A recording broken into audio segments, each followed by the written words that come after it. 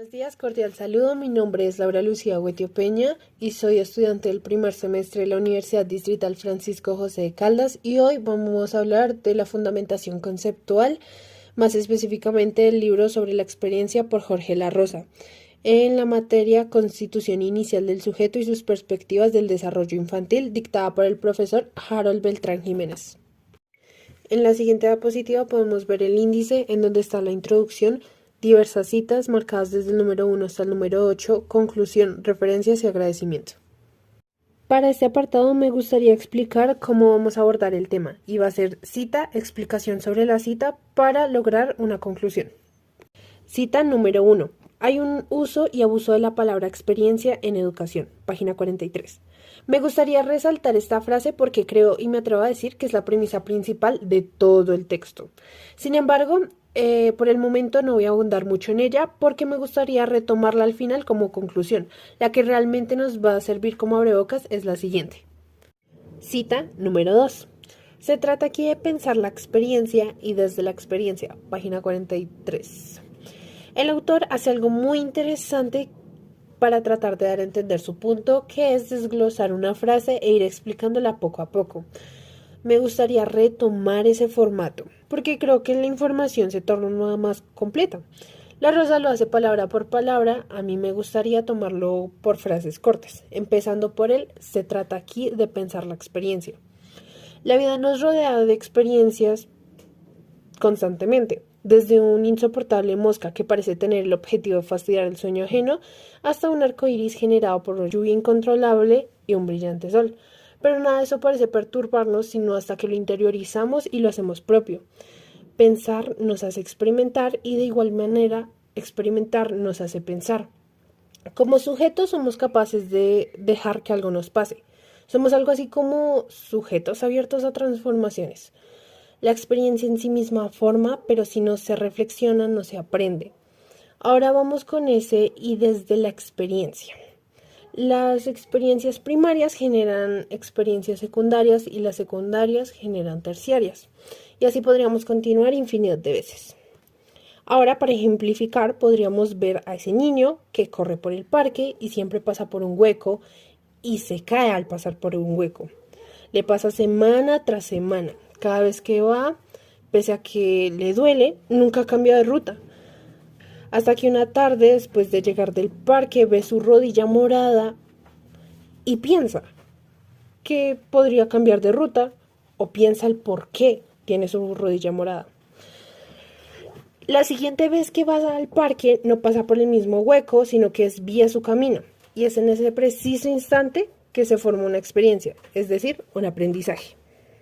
Cita número 3. No hay experiencia sin la aparición de un alguien, o de un algo, o de un eso. Página 44. La experiencia sin acontecimientos es algo que no soy yo, que no depende de mí, que no es proyección de mí mismo y por ende no es resultado de mí, pero, ojo, hace un resultado en mí. Retomando el ejemplo anterior, si la madre del niño se hubiera percatado el morado constante en la rodilla de su hijo, habría interferido y sería un alguien.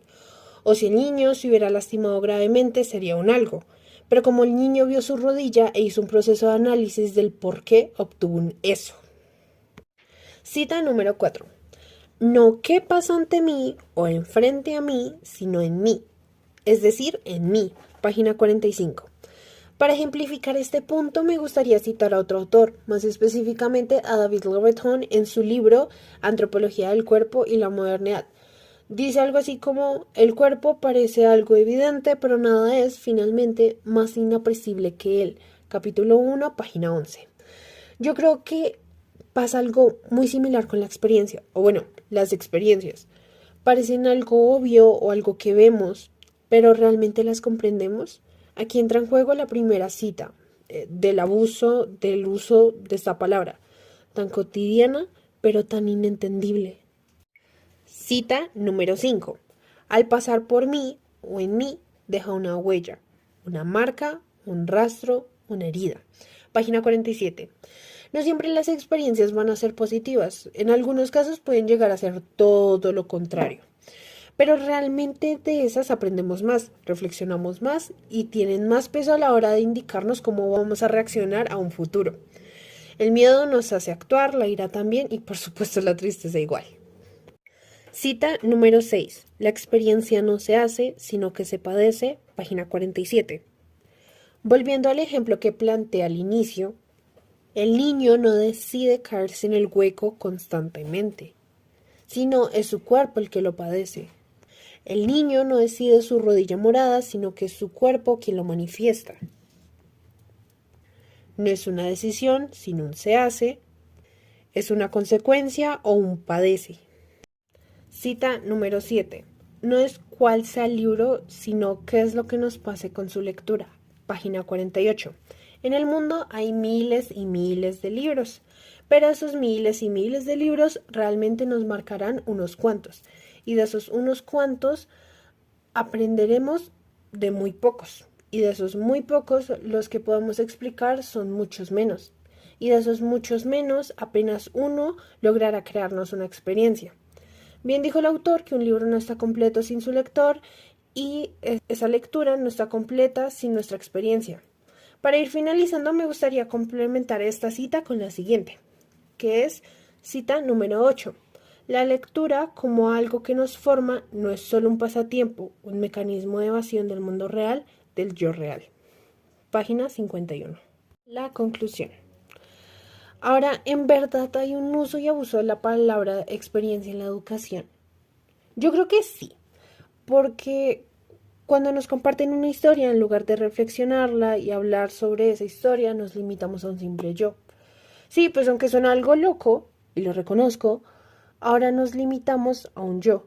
Cuando alguien nos cuenta su historia feliz, triste, nostálgica, o cuando le genera alguna emoción a otra persona y la comunica con nosotros, nos identificamos con ello, actualmente es un yo. Yo peco de eso, yo lo he hecho y yo contesto de tal manera. Pero, ¿por qué hablo de esto? Porque creo que el yo es la nueva experiencia, un uso abusivo con un objetivo específico. Actualmente el yo es la experiencia y el abuso del yo es el abuso de la experiencia o de la palabra sin significante. Acá podemos ver las referencias y gracias por su atención.